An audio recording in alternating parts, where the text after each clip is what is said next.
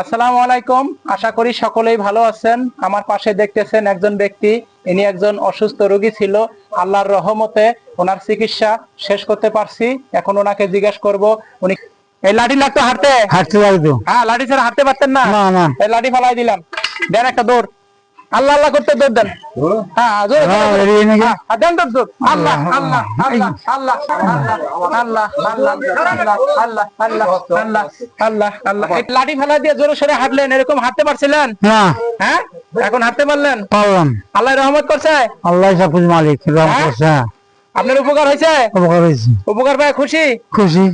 আপনার নাম কি? মোহাম্মদ আব্দুর রশিদ। গ্রামের নাম? সাদেপুর। থানা জেলা? যশোর বেনাপোল। যশোর বেনাপোল।